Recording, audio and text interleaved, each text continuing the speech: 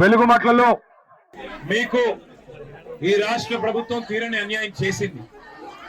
ఆనాడు 1950వ దశకంలో ఇద్దరు పెద్ద మనుషులు 62 ఎకరాల వారి భూమిని, ప్రైవేట్ భూమిని మరి ప్రజలకి ఆ రోజు భూదాన్ బోర్డుకి అప్పచెప్పడం జరిగింది. భూదాన్ బోర్డు అంటేనే, భూదానం అంటేనే పేదలకి మరి వ్యవసాయానికి కానీ లేదా ఇల్లు కట్టుకునే దానికి కానీ ఇచ్చే భూమినే భూదాన భూమి అంటారు. మరి అలాంటి భూమి ఆ రోజు 1950వ దశకంలో ఆ రోజు భూదాన్ బోర్డుకి ఇద్దరు పెద్ద మనసుతో వారి 62 ఎకరాల భూమిని వెలుగుమట్లలో సమర్పించడం జరిగింది. ఆ తర్వాత ఏ ఇబ్బంది లేకుండా అక్కడ మరి భూదాన్ బోర్డు ఆధీనంలోనే భూమి ఉన్నది.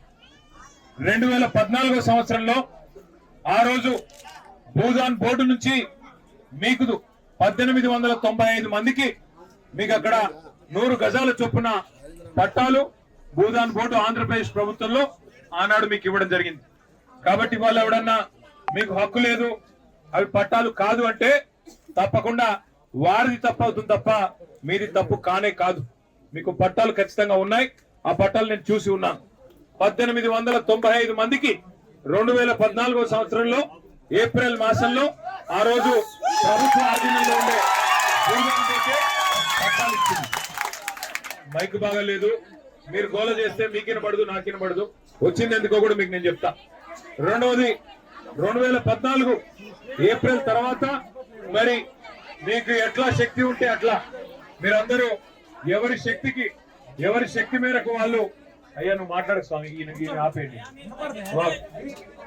ఎవరి శక్తి మేరకు వారు ఆ రోజు ఇప్పుడే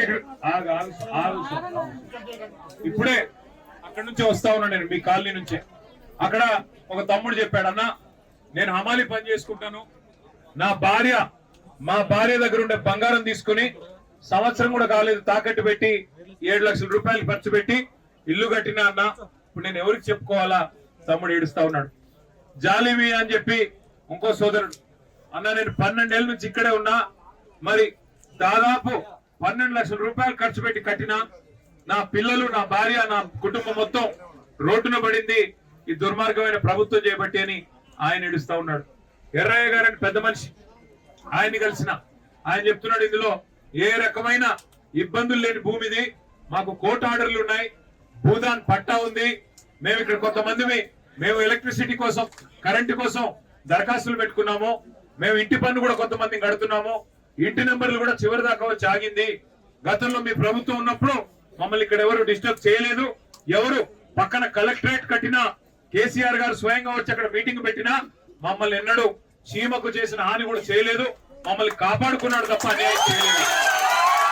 కానీ ఇవాళ ఆ పక్కనే ఉండే విలాసవంతమైన విల్లాల కోసం, కాంగ్రెస్ నాయకుల విలాసాల కోసం, ఈ జిల్లాలో ఉన్న 3 మంత్రులు వారి అక్రమ సంపాదన కోసం వారి కన్ను మీ భూమి మీద పడ్డది.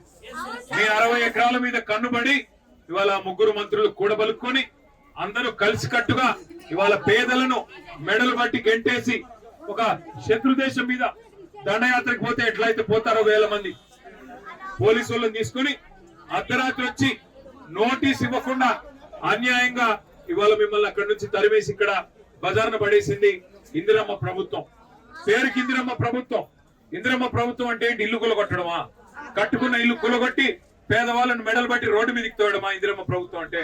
ఇందిరమ్మ ప్రభుత్వం అంటే ఇంటర్మీడియట్ చదువుతున్న పిల్లలు, ఇవాళ ఎంతో మంది పిల్లలు అక్కడ ఉన్నారు, చదువుకోవాల్సిన పిల్లలు, వాళ్ళని రోడ్డు మీద వేసి చదువు లేకుండా చేసి వాళ్ళ నోట్లో మట్టి కొట్టి ఇవాళ మీ అందరినీ బజార్లోకి తోసింది ఈ ప్రభుత్వం.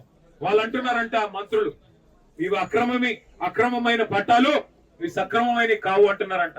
అక్రమమైన మీ పట్టాలు కాదు, సక్రమమైన మీ పట్టాలు. కానీ అక్రమమైన బుద్ధి, చండాలపు బుద్ధి, పేదల నోటికాడి బుక్కలాక్కునే బుద్ధి ఈ దుర్మార్గమైన మీ 3 మంత్రులు తప్ప మీది కానే కాదు.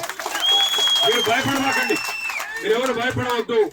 ఒక్క మాట కేసీఆర్ గారు చెప్పమన్నారు మీకు, అది చెప్పడానికి నేను, అజయ్ అన్న, రవణ, మదన్న అందరం కూడా వచ్చాం.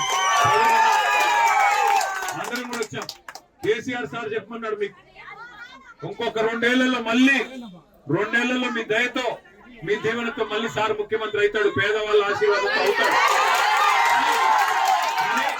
మీరు అప్పటిదాకా ఎదురు చూసే పని కూడా లేదు. మీరు అప్పటిదాకా ఎదురు చూడండి కూడా నేను చెప్పట్లేదు. మేము మీ తరఫున మిమ్మల్ని ఎక్కడి నుంచి అయితే గెంటేశారో మీకు అక్కడే ఇల్లు కట్టించాలని, మీకు అక్కడే క్రమబద్ధం చేయాలని మీకోసం శాసనసభలో శాసన మండలిలో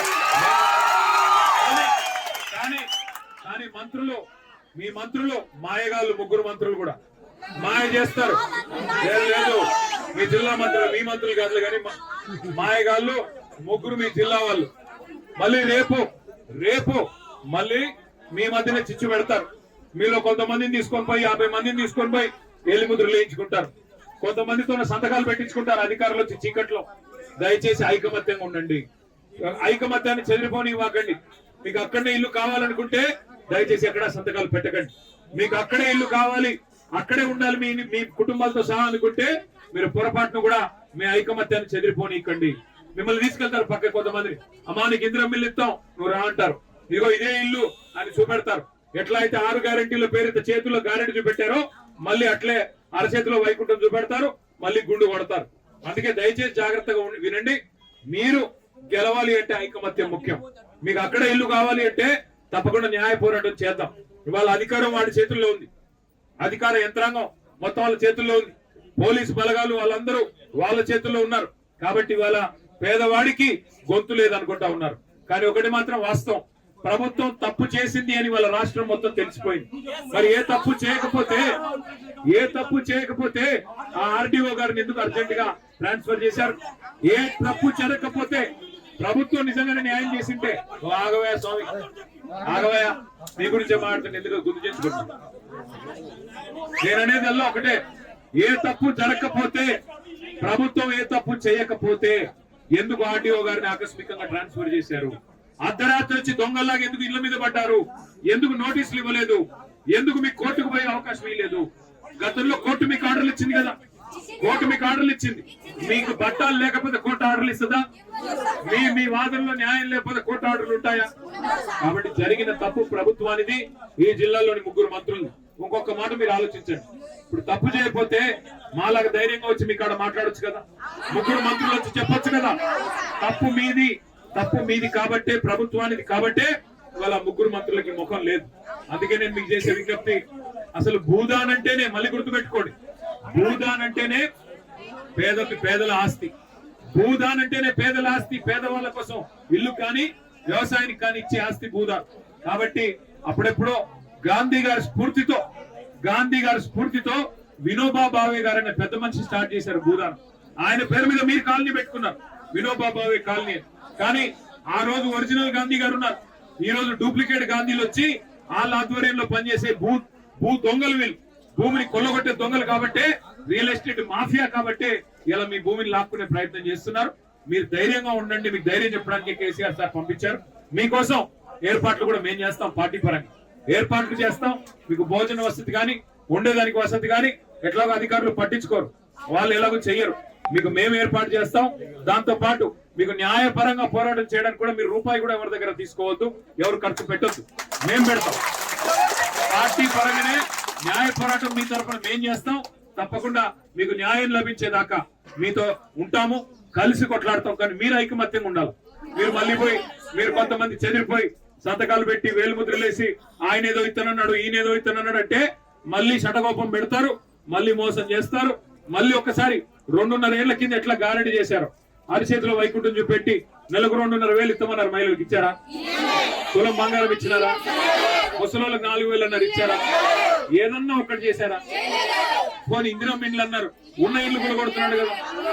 హైదరాబాద్ లో కూల్చివేతలే, హైడ్రా పేరు మీద రాష్ట్రం అంతటా కూల్చివేతలే, ఖమ్మంలో ఎలుగుమట్లలో కూల్చివేతలే. మొత్తం రాష్ట్రంలో మీ ఆస్తులు లాక్కోవడం తప్ప, మీ శక్తి లాక్కోవడం తప్ప ఏం చేసింది 2.5 ఏళ్లలో ఈ ప్రభుత్వం? ఆలోచించండి. అందుకే దండం పెట్టి చెప్తున్నా, మీరు ఐకమత్యంగా ఉంటే మేము మీకు సాయం చేయగలుగుతాం. మీరు ఐకమత్యంగా ఉంటే మేము మీకు సాయం చేయగలుగుతాం.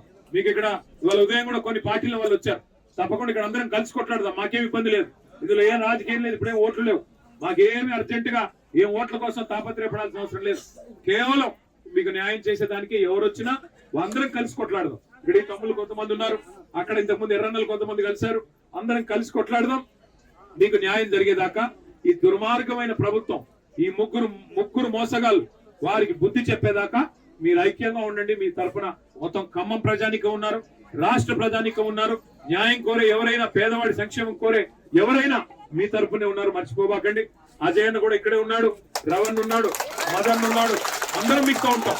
మీకు అన్ని ఏర్పాట్లు భోజనం కానీ ఇంకోటి కానీ ఉండేదానికి కానీ మేము అవసరమైతే మొత్తం పార్టీ పరంగా మేమే చేసిపోతాం. మీరు ఎవరు భయపడవద్దని చెప్పి కోరుతూ, మీ కాగితాలు నా దగ్గర ఉన్నాయి, మీ పట్టాలు నా దగ్గర ఉన్నాయి. మీరు ఏది కూడా మీరు దేనికి భయపడొద్దు. కొత్తగా మీరు చెప్పేది ఏం లేదు. ఇప్పుడు అక్కడికి పోయి వచ్చిన, అక్కడ అందరినీ కలిసిన, దాదాపు 100 కుటుంబాలను కలిసిన. అందరూ మీరు చెప్పిందే చెప్పారు. మాకు అన్యాయం జరిగింది, మాకు పట్టాలు ఉన్నాయి, అన్ని ఉన్నాయి, సక్రమంగా ఉన్నాయి. కేవలం ప్రభుత్వం, ఇక మా లోకల్ లీగల్ సెల్ కూడా ఇక్కడే ఉంది. ఏం పేరు? సుగుణారావు గారు, లాయర్ గారు. ఆయన గతంలో ఉద్యమకారుడు.